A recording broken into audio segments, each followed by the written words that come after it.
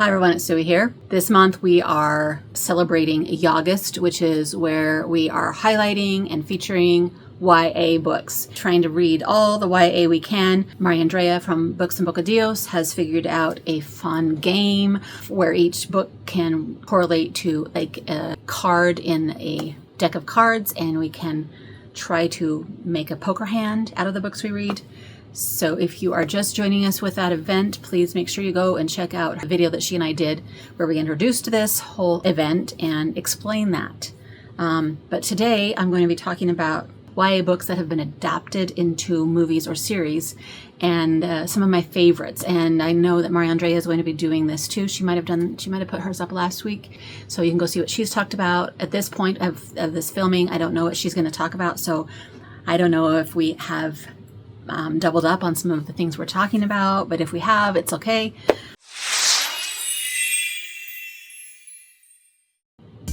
I thought of about 10 of them. I have the books to show for most of them, so I don't have them in any order, so let's just go with what I thought of. I think one of the most popular one is for sure The Hunger Games, and I feel like The Hunger Games along with Harry Potter. Did I not grab Harry Potter? Like our beat up old scholastic book fair copy? Anyways, between these two books, that is what started the whole YA marketing phenomenon, I would say. Maybe Twilight too. But all three of these ended up having really great movie adaptations, and that our kids love, that we loved if we're younger, that all did a great job of portraying these books on the screen, in my opinion. Hunger Games probably especially. Harry Potter was really good. Twilight maybe not as much, but I still loved Twilight, both the books and the movie. I will not shy away from it. I will admit and fess up that I enjoyed both. There's those three. And then close on their heels came The Maze Runner. This is by a local author who I actually kind of know, and back in the day, I haven't talked to him for a long time, but back in the day, he actually knew who I was because of my blogging status, I guess. And I remember going to the premiere of this movie, and he was sitting there signing posters, and he was really excited to see me and my daughter show up to the movie.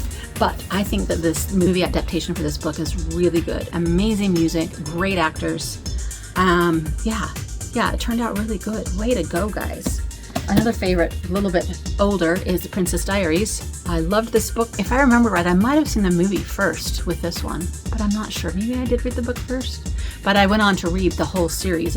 You do know that there's a whole series of this, right? First one is the best one, though. I really, really love it. And Anne Hathaway, it's perfect. And Julie Andrews, perfect in this movie. Of course, we all love the Anne of Green Gables show on PBS. I've watched it over and over and over again. I think we all fell in love with Gilbert in that show, even more than we did in the book. So this is another really great one. That's like an almost perfect adaptation. Let's see, Holes is another one I talked about. I could not find my book. I'm pretty sure we have it, so I'm not sure where it's at. Anyway, Holes by Louis Sachar. And you know what? I think Louis Sachar is coming to a bookstore in the future from this taping. By the time it goes up, it might have happened already. I'm still trying to decide if we should go. I think we should go. Should we not go see that author? He's like big. Anyway, Louis Sachar, Holes. Love how that movie turned out, and the soundtrack for that movie is so good. I instantly hear the song Holes now when I think about it. And what's his name? That dude, I forgot his name. You know who I'm talking about? He was like popular on the Disney shows, and he was the guy in Holes. He was so good. Yeah, that's a good one. Then there's The Outsiders, for a little older one. I remember going to see that when I was dating my husband way back in the 80s. And that's when I saw it, I think. And I don't think I've watched it since. And I kind of need to rewatch that show to see what I think. But all those up-and-coming actors, they were all young, and they were all perfectly cast for that show also, and made that book even more popular than it was.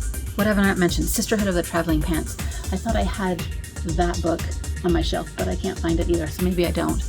I really enjoyed that series, and they did a pretty great job turning that one into a movie also. It has Rory in it before Rory was Rory. I forgot her name. And also Blake Lively. She's become huge these days. I remember them all being in that and not knowing who they were and thinking that they did a great job with that movie. And more recently, To All the Boys I've Loved Before became a really great Netflix series with a spin-off, Exo Kitty, which is pretty hokey and cheesy, but guys, I must admit, I really enjoy it.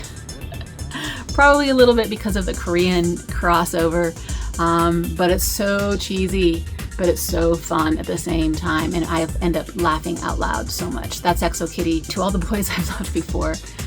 You know, they did a pretty good job with that one too. I think those are the ones I've listed and thought of. I just remembered one more, which is Heartstopper, the Netflix series of Heartstopper after the graphic novels by Alice Oseman. Perfectly cast, so well done, very addicting, very heartwarming, all the things. So that is another one I would like to mention. There's some good ones out there. Some people have done some really great job. I know there's some pretty bad ones out there too, but we won't mention those. But these are some of my favorite books to adaptations. If you want to go and watch a YA movie or series during YAUGUST, there you go, some suggestions. I hope you're enjoying this event, and let me know in the comments what you're reading for YAUGUST. And until next time, happy reading, bye!